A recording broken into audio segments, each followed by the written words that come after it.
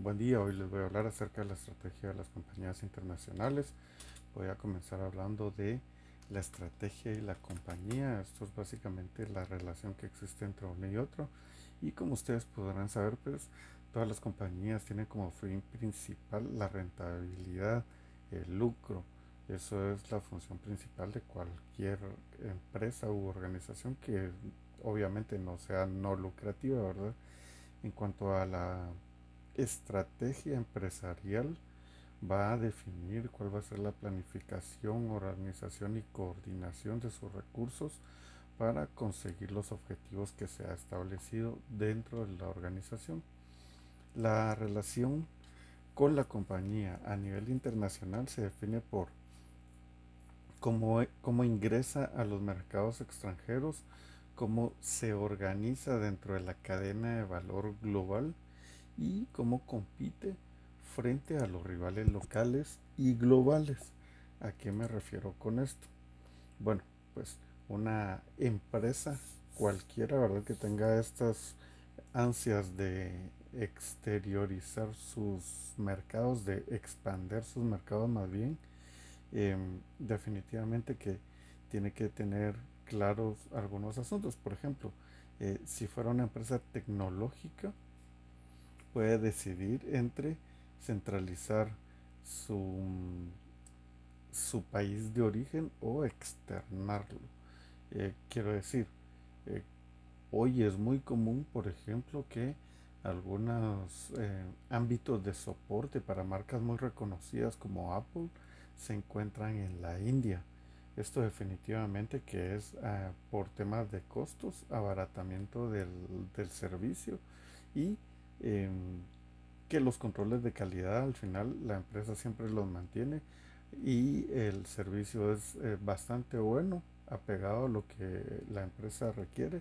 Sin embargo, pues tienen esta ventaja de que los costos son evidentemente menores.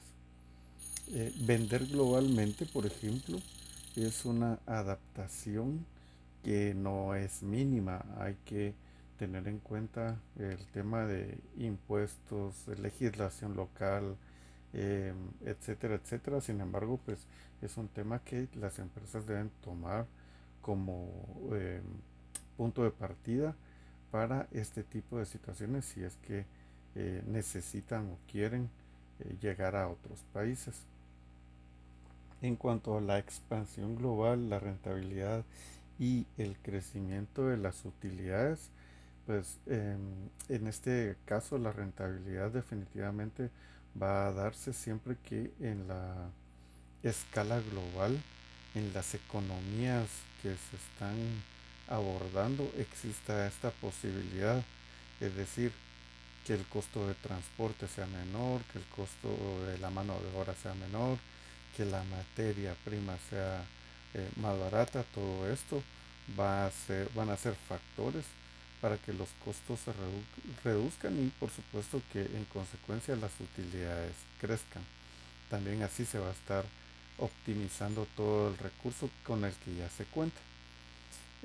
Componentes importantes para esto sería el crecimiento de los ingresos. Obviamente esto va a ser eh, acuerpado por nuevos consumidores, la reducción de costos por los temas que comentaba yo anteriormente y algo que llaman economía de escala.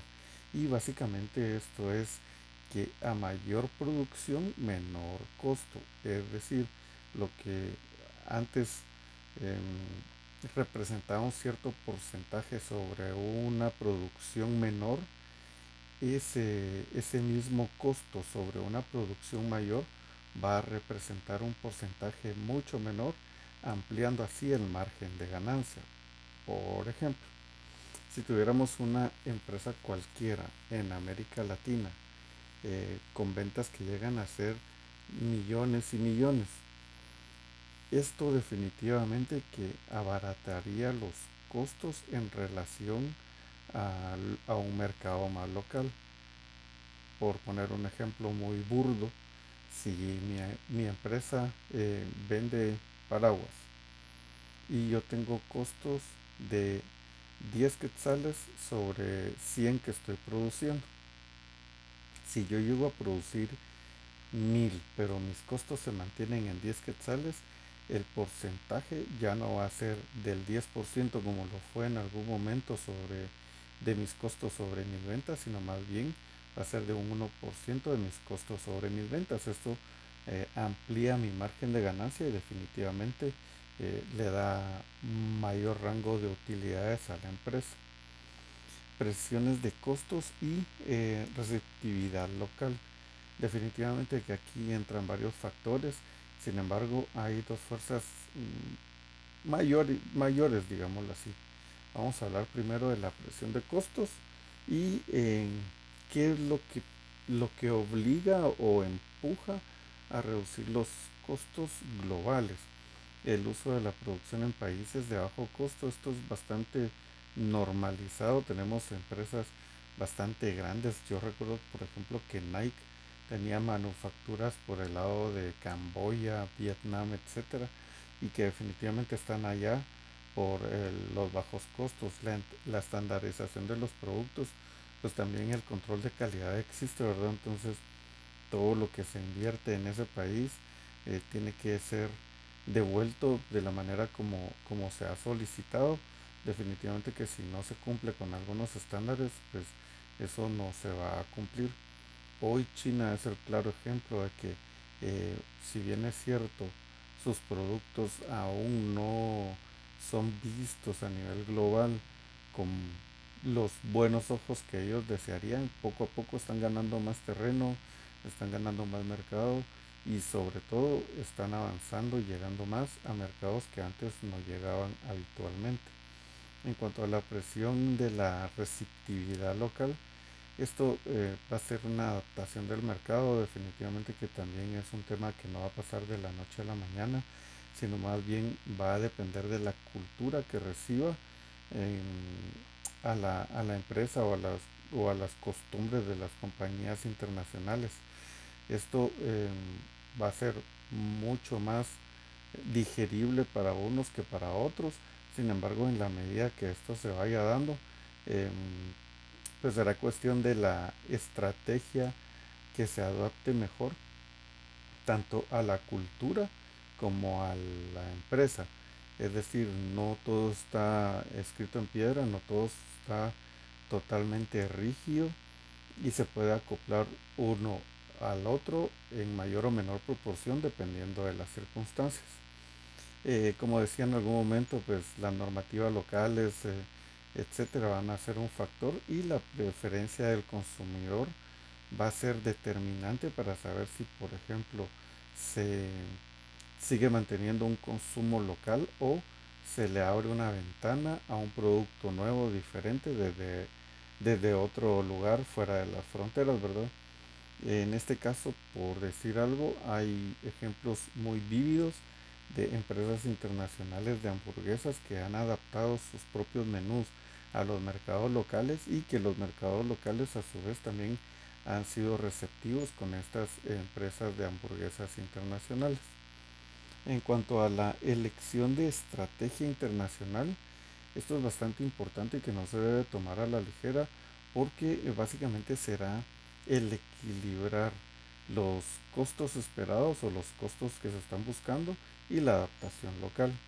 Hay varios tipos de estrategias, ¿verdad? Por ejemplo, la alta presión de costos, la baja adaptación local, los productos estandarizados, todo esto es parte de una estrategia global y que en su conjunto podríamos tomar como ejemplo los productos electrónicos de consumo masivo, ¿verdad? Esto podría ser un ejemplo bastante claro. La estrategia de localización, es decir, dependiendo de dónde me encuentro, como hacía mención en algún momento el licenciado, que una embotelladora del Cono Sur básicamente estuvo buscando eh, dónde ubicarse en Centroamérica, en un país que tuviera dos puertos, que tuviera accesos a los recursos naturales, etcétera. Pues definitivamente esto tenía que ver con la localización, ¿verdad? Em, Allí, pues este sería el ejemplo más vívido y la estrategia internacional, que básicamente son transferencias de conocimientos del país de origen, y eh, eso se da mucho cuando el gobierno o la entidad local gubernamental se pone y las pilas, por decirlo así, y se pone a captar esa información que viene desde afuera del extranjero, y digamos que de alguna forma obliga a las empresas extranjeras a dejar el conocimiento dentro de sus habitantes, es decir, dentro de los habitantes del país receptor, y que estos también estén ya como una mano de obra altamente calificada para que en el futuro puedan depender cada vez menos de los extranjeros. Esto pasó, por ejemplo, en algunos casos de tecnologías que se traen a expertos alemanes en construcción de carreteras, por ejemplo, y si bien se les paga, también se les exige que se contrate a personal nacional. Por lo mismo, estos estarán capacitados en algún futuro a maniobrar, a manejar y a desarrollar cualquier, cualquier proyecto que de esta índole, ¿verdad? Eso sería lo ideal, obviamente hasta hoy no ha pasado, pero sería un ideal a seguir. Las estrategias transnacionales es una combinación de eficiencia global y adaptación local altamente compleja a nivel organizativo, sin embargo, con bastantes réditos a largo plazo. Las empresas multinacionales que diseñan globalmente el mercadeo y el producto localmente, eso es bastante común con empresas como Coca-Cola, ¿verdad? Que tienen sus envasadoras, tienen sus empresas en casi todos los países. Sin embargo, pues como bien decíamos, Coca-Cola se reconoce incluso como uno de los nombres más reconocidos en todo el mundo, incluso pues más reconocidos que algunas deidades. Para mí ha sido un gusto. Ahora sí estoy compartiendo mi mapa mental y buenas noches.